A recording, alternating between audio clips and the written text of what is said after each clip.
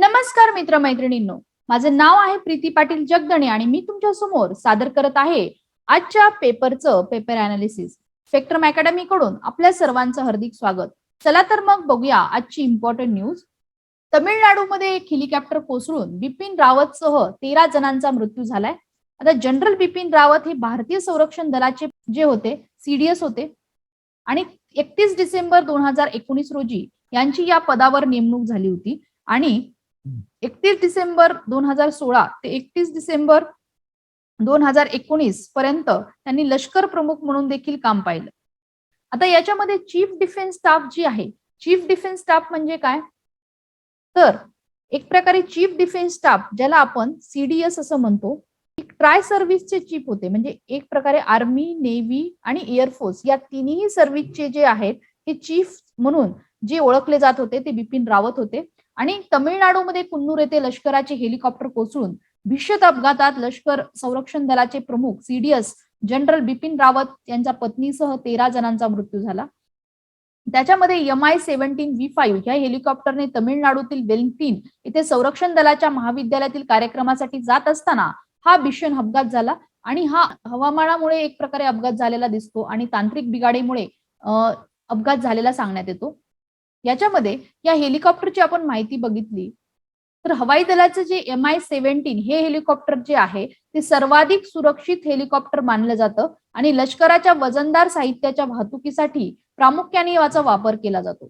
Soviet रशियाने तयार केलेल्या हेलिकॉप्टरचा वापर 2011-12 पासूनच करतो आहे. तर मीडियम ट्विट टर्बाईन स्वरूपाच्या हेलिकॉप्टरमध्ये 2 इंजिनाचा समावेश केला जातो. प्रत्यक्ष सामग्रीच्या वाहतुकीसाठी युद्धभूमीवर आणीबाणीच्या क्षणी देखील याचा वापर केला गेलेला आहे. आणि हेलिकॉप्टरची मूळची आवृत्ती MI-8I ची आहे आणि त्याच्यामध्ये तांत्रिक सुधारणा करूनच MI-17V5 ची निर्मिती करण्यात आली. कारगिल युद्धाच्या दरम्यान देखील पाकिस्तानी घुसखोरावर हल्ला करण्यासाठी भारताने याच हेलिकॉप्टरचा वापर केलेला सांगण्यात येत आहे. तसेच पंतप्रधानाप्रमाणे अन्य महत्वाच्या व्यक्तींच्या प्रवासासाठी देखील याच हेलिकॉप्टरचा वापर केला जातो. आता यांचं जर बिपिन रावत यांची जर आपण कामगिरी बघितली तर भारतीय सैन्य दलाचे आधुनिकीकरण करणे, चीन आणि पाकिस्तानांच्या आव्हानांना पुरून उरणे आणि थिएटर कमांडच्या निर्मितीद्वारे सैन्य दलाचा चेहरा मोहरा बदलणे याच्या प्रक्रियेत महत्वाचा दुवा म्हणजे जनरल बिपिन रावत यांचा अकाली निधनाने गमावला आहे. आणि सैनिकी शिक्षण त्यांचं NDA मध्ये झालं होतं वगैरे, ही कारकीर्द महत्वाची नाहीये, पण त्यांनी जे कॉन्ट्रीब्युशन दिलं इंडियन लष्करामध्ये ते महत्वाचं आहे. त्याच्यामध्ये जनरल बिपिन रावत हे लष्कराचे आक्रमक व्यूह रचनात्मक होते. पाकिस्तान चीनला सडेतोड उत्तर देताना लष्कराचे आधुनिकीकरण, लष्करी साहित्याच्या खरेदीला त्यांच्यामुळे वेग आला. राफेल सारखी लढाऊ विमाने त्यांच्या प्रयत्नामुळे भारतीय हवाई दलात येऊ शकली. थिएटर कमांडच्या माध्यमातून लष्करी यंत्रणेमध्ये एकजिन्सपणा आणण्याचा प्रयत्न झाला. ते देशाचे पहिले सरसेना अध्यक्ष होते. आता याच्यामध्ये चीनने लडाख सीमेवर आव्हान दिल्यानंतर वेगाने सशस्त्र खरेदीवर त्यांनी भर दिला आणि याच्यामध्ये 2016 मध्ये आपल्याला दिसतं की सर्जिकल स्ट्राईक मध्ये देखील त्यांचा रोल जो होता तो महत्वाचा होता. की POK रिजन मध्ये घुसून आपण जी सर्जिकल स्ट्राईक पाकिस्तानवर केली त्याच्यामध्ये देखील आपल्याला त्यांचा रोल जो आहे तो महत्वाचा दिसतो. रावत यांनी ईशान्य भागातील म्हणजे जे नॉर्थ ईस्ट स्टेट आहेत त्याच्यामध्ये नागालँडमध्ये जे NSCN-K ची जी गट होता त्यांना देखील एक प्रकारे त्यांच्या लष्कर कारवाई करून दहशतवादाचं कंबरड त्यांनी मोडलं. आणि मी सांगितल्याप्रमाणे की 2016 मध्ये पाकिस्तानच्या सर्जिकल स्ट्राईकचे नियोजन होऊन भारतीय लष्कराने पाकव्याप्त काश्मीरात घुसून कारवाई केली आणि लष्करातील कामगिरीबद्दल जनरल रावत यांना परम विशिष्ट सेवा मेडल, उत्तम युद्ध सेवा मेडल, अतिविशिष्ट सेवा मेडल, विशिष्ट सेवा मेडल, युद्ध सेवा मेडल आणि सेना मेडल असं गौरवण्यात आलेलं होतं. नेक्स्ट इम्पॉर्टंट न्यूज आहे राष्ट्र संरक्षणामध्ये नौदलाची भूमिका महत्वाची. 1971च्या भारत आणि पाकिस्तान या युद्धाला 50 वर्ष पूर्ण झाल्याच्या निमित्तानं युद्धात महत्वाची जी भूमिका बजावली ती म्हणजे किलर स्क्वॉड्रन या नौदलाच्या ताफ्याला राष्ट्रपती रामनाथ कोविंद यांच्या हस्ते मानांकन दिलं गेलं. आणि भारत एक सागरी राष्ट्र आहे. आपल्या परराष्ट्र धोरणांना पुढे नेण्यात राष्ट्रीय हिताचं रक्षण करण्यासाठी नौदलाची मोठी भूमिका आहे असं देखील याच्यामध्ये सांगण्यात आलं. आता आपल्याला माहितच आहे की 1971चे जे युद्ध होतं ते पाकिस्तानमधून बांगलादेशची फाळणी झालेली होतं आणि याच्यामध्ये भारत पाकिस्तानामधील 1971च्या युद्धाच्या वेळी एक प्रकारे आर्मीच्या जे नेव्हीचे लोक होते तर त्यांनी जे आहे की आपले अनुभव सांगितले की त्याला किलर्स ड्रॉन असं जे नाव आहे ते कशा पद्धतीने पडलं की युद्धाला 50 वर्ष पूर्ण झाली आणि पाकिस्तानच्या सागरी तळावर हल्ला करणाऱ्या क्षेपणास्त्र वाहू युद्ध नौक्याला ताफेला किलर स्क्वॉड असे नाव देण्यात आलं, की एक प्रकारे त्यांनी पाकिस्तानच्या नौदलाला तिथेच उडवलं होतं क्षेपणास्त्र वाहू युद्ध नौकांनुसार. तर त्याच्यामुळे त्याला किलर्स ड्रॉन असं नाव देण्यात आलं आणि अनेक अनुभव त्यांनी या आठवणींच्या उजळामध्ये सांगितलेले आपल्याला दिसतात. नेक्स्ट इम्पॉर्टंट न्यूज आहे, वसईत मल्टी मॉडल लॉजिस्टिक पार्क झालेला आहे. ठाणे, नवी मुंबई, मीरा भाईदरमध्ये वाहतूक कोंडीवर सक्षम पर्याय म्हणून वसई येथे मल्टी मॉडल लॉजिस्टिक पार्क उभारण्याच्या प्रस्तावाला रेल्वे मंत्र्यांनी मंजुरी दिलेली आपल्याला दिसते. त्याच्यानंतरची इम्पॉर्टंट न्यूज आहे की काश्मीरच्या चकमकीत 3 दहशतवादी जवळजवळ ठार झालेले आहेत आणि हे लष्कर ए तोयबाचे 3 दहशतवादी आहेत असं सांगण्यात येत आहे. की लष्करी तोयबा जी आहे ती एक प्रकारे आतंकी संघटना आहे आणि लष्करी तोयबाच्या दहशतवाद्यांना एक प्रकारे जम्मू काश्मीरच्या शोपियाई जिल्ह्यामध्ये ही चकमक झाली तेव्हा ते ठार झालेले आपल्याला दिसतात. नेक्स्ट इम्पॉर्टंट न्यूज आहे की एंजेला मर्कल या ज्या जर्मनीच्या चान्सलर पदाच्या भूषवणाऱ्या 16 वर्ष जर्मनीचं चान्सलर पद त्यांनी भूषवलं आणि त्यांची राजकीय कारकीर्द आता संपुष्टात आली आहे. जर्मनीच्या सर्वोच्च पदावर 16 वर्ष विराजमान झालेला जगातील सक्षम महिला नेता असा बहुमान मिळवलेल्या एंजेला मेर्कल यांच्या राजवटीचा अस्त झाला असला तरी त्यांच्या उदारवादी धोरणामुळे इतिहासात त्यांचं नाव कोरलं जाणार आहे. की त्यांचं लिबरलायझेशन जे धोरण होतं त्याच्यामुळे त्या निश्चितपणे जगामध्ये इतिहासाच्या पानावर असतील आणि मर्कल यांची उत्तराधिकारी जी आहे ती ओलॉफ शोल्फ यांचं चान्सलरपदी विराजमान झालेलं आपल्याला दिसतंय. नेक्स्ट इम्पॉर्टंट न्यूज आहे की कर्ज स्वस्ताईचे धोरणचा पवित्रा हा रिझर्व्ह बँकेकडून आपल्याला मिळालेला आहे. कोरोनाचा नवीन ओमिक्रॉन विषाणू बाधेच्या अर्थव्यवस्थेवरील परिणामाच्या संबंधाने अनिश्चितता आणि आर्थिक विकासाला चालना देण्यासाठी रिझर्व्ह बँकेने सलग 9व्या द्वैमासिक आढावा बैठकीमध्ये व्याजाचे दर विक्रमी निच्चांकी पातळीवर राखले जाऊन कर्ज स्वस्त ठेवण्याचा निर्णय घेतलाय. 6 सदस्य असणाऱ्या पतधोरण निर्धारण समितीची म्हणजेच मॉनिटरी पॉलिसी कमिटी जी आहे MPC मॉनिटरी पॉलिसी कमिटीमध्ये 3 दिवस चाललेल्या द्वैमासिक आढावामध्ये बुधवारी त्यांचा आढावा झाला. 5 विरुद्ध 1 अशा बहुमताने रेपो दर 4% पातळीवर कायम ठेवलेला आहे. रेपो दर आणि रिव्हर्स रेपो दर देखील 3.35% पातळीवर स्थिर ठेवण्यात आले आहे. महागाई दर अर्थात चलनवाढीच्या दरावर नियंत्रण एक प्रकारे चलनवाढीच्या नियंत्रणाला प्राधान्य देऊन बरोबरीनेच कोरोनाग्रस्त अर्थव्यवस्थेला वाढीला पाठबळ दिले गेलेले आहे. चालू आर्थिक वर्षासाठी सकल राष्ट्रीय उत्पादन जे आहे त्याचा अनुमान 9.5% कायम झालेला आपल्याला दिसतो आणि महागाईचा दर जो आहे तो आरबीआयच्या मते 5.3% राहू शकतो असं सांगण्यात आलंय. नेक्स्ट इम्पॉर्टंट न्यूज आहे की फ्रिच ही जी क्रेडिट रेटिंग एजन्सी आहे जी पतसंस्था आहे त्यांच्याकडून एक प्रकारे विकास दर अंदाजात घट झालेली आहे. की जागतिक पतमानांकन संस्था फिच रेटिंगने चालू आर्थिक वर्षासाठी भारताच्या एक प्रकारे आर्थिक वर्षासाठी जी दर आहे तो 8.4% पर्यंत खाली आणलेला आहे. कोरोनाच्या दुसऱ्या लाटेनंतर अर्थव्यवस्थेची चाल अपेक्षेपेक्षा धीमी राहिल्याने सुधारण्याच्या अपेक्षित गती दिसत नसल्याचं फिचने सांगितलेलं आहे. त्यांनी सांगितलं होतं की भारताची अर्थव्यवस्था 8.7% वेगाने वाढेल परंतु ओमिक्रॉन व्हायरस आल्यापासूनची जी अर्थव्यवस्थामध्ये हेळसांड दिसत आहे त्याच्यानुसार त्यांनी 8.4% पर्यंत एक विकास दर खाली आणलेला आपल्याला दिसतो. डिजिटल चलनामुळे सायबर सुरक्षा आणि फसवणुकीचे एक प्रकारे आव्हान आपल्याला दिसते. प्रस्तावित डिजिटल चलनाच्या योजनेवर ठाम असल्याचं स्पष्ट करत रिझर्व्ह बँकेचे गव्हर्नर शक्तिकांत दास यांनी नवीन प्रणालीतील सायबर सुरक्षा आणि ऑनलाईन फसवणूक ही प्रमुख आव्हाने असल्याचं मत नोंदवले आहे. सेंट्रल बँक डिजिटल करन्सीचे घाऊक आणि किरकोळ असे मुख्यतः 2 प्रकार आहेत. यापैकी घाऊक प्रकारावर आधीपासून बरेच काम झाले. अडचण सर्वसामान्यांसाठी खुल्या राहणाऱ्या किरकोळ प्रकाराबाबत असून त्या संबंधाने गुंतागुंत लक्षात घेत आणि त्याची मूर्तरूपास येण्यास वेळ लागेल. जगातील इतर प्रमुख मध्यवर्ती बँकांकडून टाकल्या गेलेल्या पावलाचं अनुकरण करीत मध्यवर्ती बँकेने CBDCची योजना आखून आगामी आर्थिक वर्षापर्यंत त्याचा प्रयोग चालू करण्याचं एक प्रकारे धोरण राबवलेलं आहे. Central bank of digital currency CBDCचे म्हणजे एक प्रकारे डिजिटल करन्सी म्हणजे बिटकॉइन्स यांना जे आहे त्यांना जास्तीत जास्त प्रमोट करण्यात यावं असं धोरण. परंतु सायबर सुरक्षा आणि फसवणुकीचे चान्सेस जे आहेत याच्यामध्ये ऑब्व्हियसली ह्याचं सगळ्यात मोठं जे आहे आव्हान आपल्याला दिसतं. नेक्स्ट इम्पॉर्टंट न्यूज आहे, प्रधानमंत्री आवास योजनेला 3 वर्षासाठी मुदतवाढ मिळणार आहे. ग्रामीण भागात हक्काचं घर देणारी प्रधानमंत्री ग्रामीण आवासची योजना होती त्याची सरकारने 2024 पर्यंत मुदतवाढ जी आहे ती देण्याचा निर्णय घेतलेला आहे. येत्या 3 वर्षात या योजनेमध्ये सुमारे 1.30 कोटी घरं बांधली जाणे अपेक्षित आहे. याखेरीज केन बेटवा या नदी जोड प्रकल्पावरही सरकारने शिक्कामार्फत केलेला आहे. पंतप्रधान नरेंद्र मोदी यांच्या अध्यक्षतेतील आज झालेल्या बैठकीमध्ये म्हणजे काल जी बैठक झाली त्याच्यामध्ये प्रधानमंत्री आवास योजना यांचं 3 वर्षाची मुदतवाढ देण्याचा निर्णय घेतलाय. त्याच्यामध्ये प्राथमिक अंदाजानुसार ग्रामीण भागात 2.95 लाख पक्क्या घराची आवश्यकता असल्याचं निदर्शनास आले आणि आतापर्यंत फक्त 1.67 लाख एवढे घरं बांधून पूर्ण झालेत. या योजनेची मुदत यावर्षी संपणार होती, पण उर्वरित घरे बांधण्यासाठी मुदतवाढ देण्यात आलेली आपल्याला दिसते. आणि त्यानंतर केन बेटवाची जी नदी जोडणी प्रकल्प आहे तो राबवण्याचा निर्णय देखील केंद्रीय जलशक्ती मंत्री आणि मध्य प्रदेश आणि उत्तर प्रदेशाच्या मंत्रालयाने ऐतिहासिक करारावर स्वाक्षरी केलेली आपल्याला दिसते. आणि आता प्रकल्प अंमलबजावणीसाठी केन बेटवा जोडणी प्रकल्प प्राधिकरण नावाची एक विशेष यंत्रणा म्हणजे स्पेशल पर्पज व्हेकल स्थापन केलं जाईल आणि या प्रकल्पावर 44,605 कोटी रुपये खर्च करण्यात येणार असून 8 वर्षात हा प्रकल्प पूर्ण होणे अपेक्षित असल्याचं आपल्याला दिसतंय. आणि या राष्ट्रीय प्रकल्पाच्या केंद्राचे आर्थिक योगदान हे 90% असेल असं देखील ठाकूरने एक प्रकारे स्पष्ट केलेलं आपल्याला दिसतंय.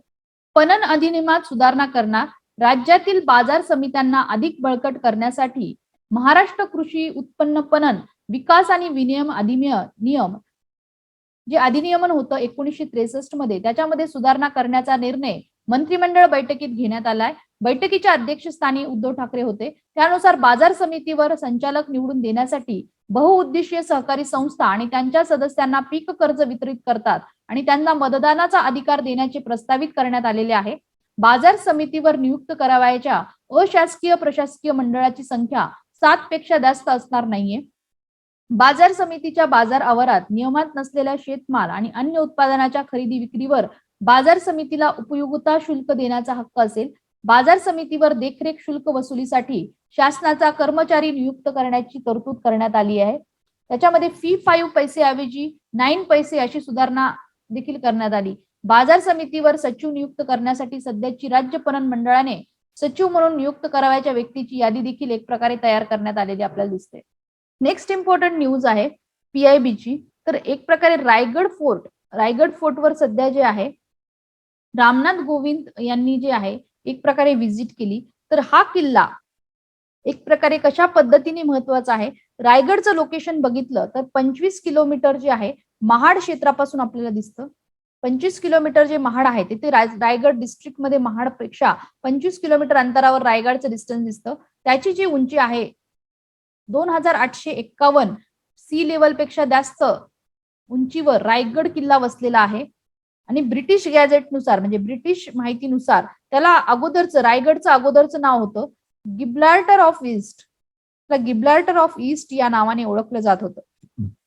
आणि या फोर्टला अगोदरच्या काळात रायरी असं म्हटलं जात होतं. आणि हा जो फोर्ट आहे जवळजवळ बहामनीज कडून निजामशाहीकडे गेला आणि देन आदिलशाहीकडे आला.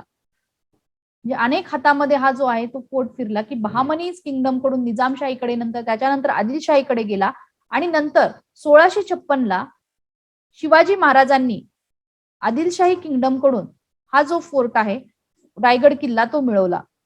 जावळीचे जे मोरे आहेत त्यांनी या किल्ल्यासाठी जावळीच्या मोरेंनी एक प्रकारे शिवाजी महाराजांना याच्यासाठी हेल्प केली.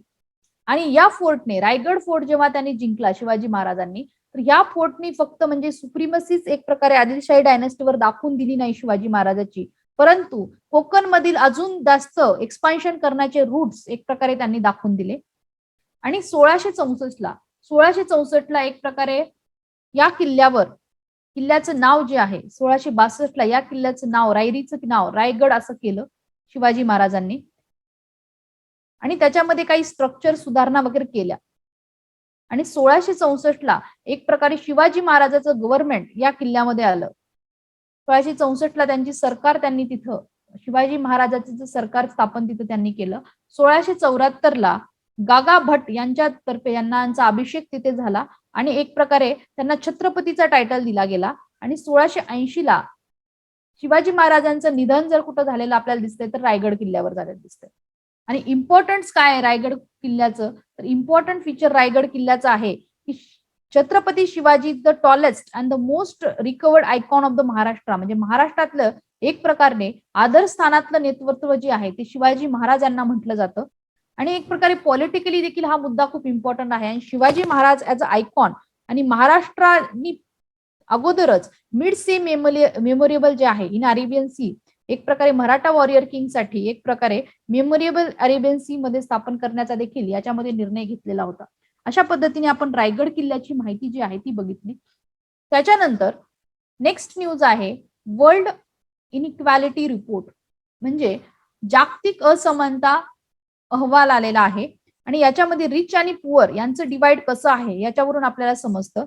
आणि India is among most unequal country in the world, याच्यामध्ये एक प्रकारे गरिबी पण वाढत आहे आणि एक प्रकारे गरिबी वाढत असून एक प्रकारे जे बौद्धिक लोक आहेत आणि ज्यांना बुद्धी नाही अशा पद्धतीचं देखील डिफरन्शिएशन आपल्याला दिसतं इंडियामध्ये.